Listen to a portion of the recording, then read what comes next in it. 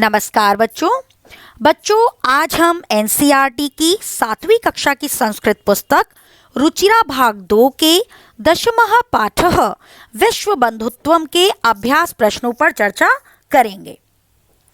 अभ्यास प्रश्नों के अंतर्गत पहला प्रश्न है उच्चारणम कुरुत। इस प्रश्न में केवल हमें दिए गए शब्दों का उच्चारण करना है। पहला शब्द है दुर्भिक्षे, राष्ट्र विप्लवे, विश्व बंधुत्वम, विश्वसन्ति, उपेक्षा भावम, विद्वेषस्य, ध्यातव्यम, दुख भाग प्रदर्शयन्ति। अगला प्रश्न है मंजूषातः समानार्थक पदानि चित्वा लिखत। यहाँ पर हमें बॉक्स में मंजूषा में कुछ शब्द दिए गए हैं और हमें इनके समानार्थक शब्द चुनकर यहाँ पर लिखने हैं। समानार्थक पद यानी पर्यायवाची शब्द, सिनोनियम्स, हम सिमिलर वर्ड्स, हम इसे किसी भी तरीके से समझ सकते हैं। स्वकीयम और आत्मानम दोनों का अर्थ ही होता है अपना, तो स्वकीयम का हमने यहाँ से क्या ढूंढ लिया, आत्मानम। अवरुद्धः और बाधितः दोनों का अर्थ होता है रुकना, बाधित करना। कुटुंबकम और परिवारः दोनों का अर्थ क्या है, परिवार। अन्यस्य परस्य यानी किसी दूसरे का। अपहाय और त्यक्त्वा दोनों का अर्थ है छोड़कर। समृद्धम संपन्नम यानी समृद्ध, धनी, भरा पूरा, संपन्न। कष्टम और दुखम दोनों का अर्थ ही दुख या कष्ट है। निखिले यानी निखिले और संपूर्ण दोनों का अर्थ है पूरा, संपूर्ण। इसमें आपको एक बात का ध्यान रखना है कि अगर हमारा एक शब्द एक वचन में है तो उसका उत्तर भी एक वचन में होगा, अगर वो द्विवचन में है तो उसका उत्तर भी द्विवचन में होगा, अगर बहुवचन में है तो उसका उत्तर भी बहुवचन में होगा। जिस विभक्ति का प्रयोग इस शब्द में होगा उसके समानार्थी पद में भी उसी विभक्ति और उसी वचन का प्रयोग होगा।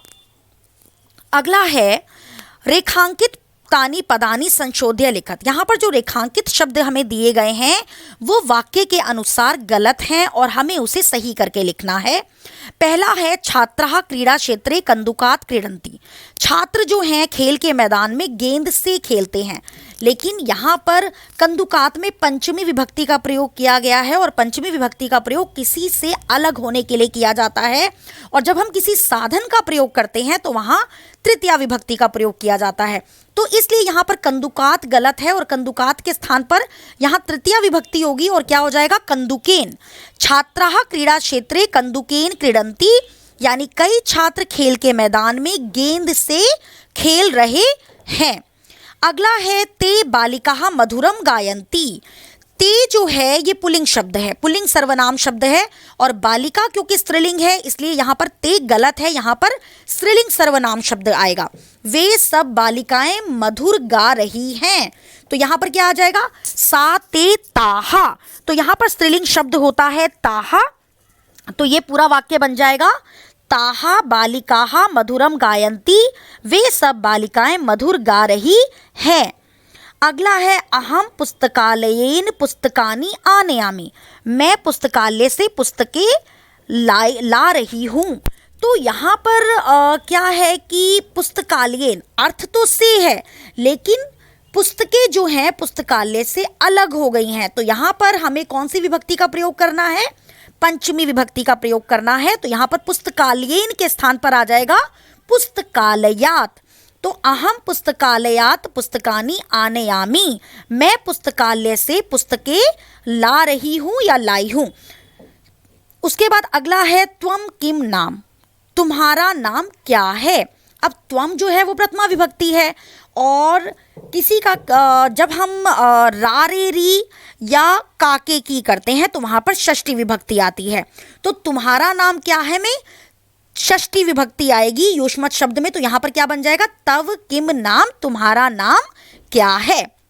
अगला है गुरुम नमः, गुरु को नमस्कार। किसी को भी नमस्कार करने में चतुर्थी विभक्ति आती है, तो यहाँ पर गुरुम नमः गलत हो जाएगा, इसलिए गुरु में जब हम चतुर्थी विभक्ति लगाएंगे तो वो बन जाएगा गुरवे, गुरवे नमः, गुरु को नमस्कार। जैसे हम गणेशाय नमः, शिवाय नमः, जब हम हर शब्द में क्या लगाते हैं, चतुर्थी विभक्ति। नमः के योग में हमेशा चतुर्थी विभक्ति आती है, इसलिए यहाँ पर गुरुम का गुरवे हो जाएगा। अगला है मंजुषात विलोम पदानी चित्वा लिखत। यहाँ पर हमें मंजुषा दी गई है और हमें विलोम शब्द चुनकर लिखना है। अधुना मित्रतायाः लघु चेतसाम गृहीत्वा दुखिनः दानवः। बच्चों पर्यायवाची शब्द और विलोम शब्द दोनों ही प्रश्नों में हमें इस बात का मुख्यतः ध्यान रखना होता है कि जिस विभक्ति और वचन में प्रश्न पूछा जा रहा है उसका उत्तर भी उसी विभक्ति वचन में हमें देना होता है। जैसे शत्रुतायाः, तो इसका क्या बन जाएगा? मित्रतायाः। दोनों में ही षष्ठी एक वचन का प्रयोग किया गया है, शत्रुता का, मित्रता का। उसके बाद है पुरा, प्राचीन, अधुना अब, पुरा पुराना और अधुना अब नया। मानवः, बहुत सारे मानवों का, और दानवः, बहुत सारे दानवों का, राक्षसों का। उदार चरिता नाम, बड़े दिल वाले, और लघु चेतसाम, छोटे दिल वाले। सुखिनः, सुखी, और दुखिनः, दुखी। अपहाय, छोड़कर, और गृहीत्वा, धारण करके। उसके बाद हमारा अगला प्रश्न है अधोलिखित पदानाम लिंगम विभक्तिम वचनम च लिखत। यहाँ पर हमें जो पद दिए गए हैं हमें केवल उनका लिंग, विभक्ति और वचन लिखना है। तो जैसे यहाँ पर पहला शब्द है बंधु, तो बंधु में कौन सा लिंग है? पुल्लिंग है, और प्रथमा विभक्ति एक वचन। उसी प्रकार देशान, देशान के न में हलंत आएगा, यहाँ पर न में हलंत नहीं है, मिस प्रिंटिंग है। देशान के न में हलंत है तो यहाँ पर क्या हो जाएगा? पुल्लिंग, और इसमें है द्वितीय विभक्ति बहुवचन। देशान में पुल्लिंग है, देश शब्द होता है तो पुल्लिंग है, और द्वितीय विभक्ति बहुवचन। घृणायाः, घृणा जो शब्द है वो स्त्रीलिंग है, और पंचमी षष्ठी दोनों में ही घृणायाः होता है और ये एक वचन है। उसके बाद है कुटुंबकम। कुटुंबकम जो है नपुंसकलिंग शब्द है, और प्रथमा और द्वितीय विभक्ति दोनों में समान होता है और एक वचन है। उसके बाद रक्षायाम में रक्षा शब्द है, स्त्रीलिंग है, और रक्षायाम आता है सप्तमी एक वचन में। उसके बाद है ज्ञान विज्ञानयो। ज्ञान विज्ञानयो, ज्ञान विज्ञान शब्द है, पुल्लिंग है, और षष्ठी और सप्तमी दोनों के ही द्विवचन में ज्ञान विज्ञानयो आता है। अगर परीक्षा में आपसे पूछा जाता है कि केवल लिंग, विभक्ति और वचन लिखना है तो आप इस प्रश्न का उत्तर इस प्रकार लिखेंगे। लेकिन अगर परीक्षा में ये प्रश्न आता है पद परिचय कीजिए, इन शब्दों का पद परिचय कीजिए, तो आप इन शब्दों को कैसे लिखेंगे? आप ध्यानपूर्वक सुन लीजिए। बंधु अगर आता है तो बंधु शब्द उकारांत पुल्लिंग, प्रथमा विभक्ति एक वचन। अगर देशान आता है, देश शब्द अकारांत पुल्लिंग, द्वितीय विभक्ति बहुवचन। घृणायाः में घृणा शब्द आकारांत स्त्रीलिंग, पंचमी षष्ठी विभक्ति एक वचन। कुटुंबकम आता है तो अकारांत, कुटुंबक शब्द अकारांत नपुंसकलिंग, प्रथमा द्वितीय विभक्ति एक वचन। रक्षायाम यदि आता है तो रक्षा शब्द आकारांत स्त्रीलिंग, सप्तमी विभक्ति एक वचन।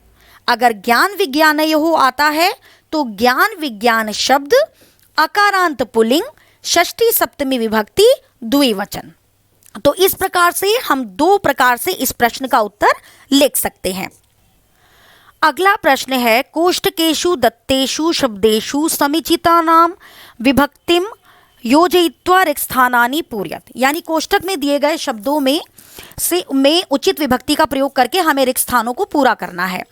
तो बच्चों जहाँ पर भी उभयतः परितः आता है, जिस भी वाक्य में उभयतः या परितः आएगा उसमें हमेशा द्वितीय विभक्ति का ही प्रयोग किया जाएगा। तो विद्यालय में भी द्वितीय विभक्ति का प्रयोग होगा, कृष्णम में भी द्वितीय विभक्ति का प्रयोग होगा, ग्राम में भी द्वितीय विभक्ति का प्रयोग होगा, और मंदिर में भी द्वितीय विभक्ति का प्रयोग होगा। तो विद्यालयम उभयतः वृक्षाः सन्ति, विद्यालय के दोनों ओर वृक्ष हैं। कृष्णम उभयतः गोपालिका, कृष्ण के दोनों ओर जो गोपियां हैं। ग्रामम परितः गोचारण भूमि, गांव के चारों ओर गोचरण भूमि, मतलब गायों के लिए भूमि है, गोचारण भूमि है। मंदिरम परितः भक्ता, मंदिर के सब ओर या चारों ओर भक्त हैं। नमः के योग में हमेशा चतुर्थी विभक्ति आती है, तो सूर्य का सूर्याय बन जाएगा और गुरु का गुरवे बन जाएगा। सूर्याय नमः, सूर्य के लिए नमस्कार या सूर्य को नमस्कार। गुरवे नमः, गुरु को नमस्कार या गुरु के लिए नमस्कार। उसके बाद यहाँ पर है ऊपरी खगाहा, के ऊपर लिखना है हमें। तो काके की में षष्ठी विभक्ति आती है, तो यहाँ पर वृक्षस्य उपरि खगाः, वृक्ष के ऊपर पक्षी हैं। अश्वस्य उपरि सैनिकः, घोड़े के ऊपर सैनिक है। अगला प्रश्न है कोष्टकात् समुचितम पदम चित्वा रिक्त स्थानानि पूरयत। कोष्टक में से उचित पद चुनकर रिक्त स्थानों को पूरा कीजिए। यहाँ पर हमें 2 शब्द दिए गए हैं, उनमें विभक्तियां लगी हुई हैं और हमें सही शब्द को चुनकर रिक्त स्थान को पूरा करना है। जैसे हर नमः डैश नमः, अब नमः के योग में चतुर्थी आती है, हरिम में द्वितीया है और हरय में चतुर्थी है, तो इसका सही उत्तर क्या हो जाएगा? हरये नमः, यानी हरि के लिए नमस्कार या हरि को नमस्कार। उसी प्रकार परितक के योग में क्या आता है? द्वितीया विभक्ति आती है। तो ग्रामस्य में तो षष्ठी विभक्ति है, तो क्या आएगा यहाँ पर? ग्रामम। ग्रामम परित कृषि क्षेत्राणि सन्ति, गांव के चारों ओर या गांव के सब ओर खेत के मैदान हैं।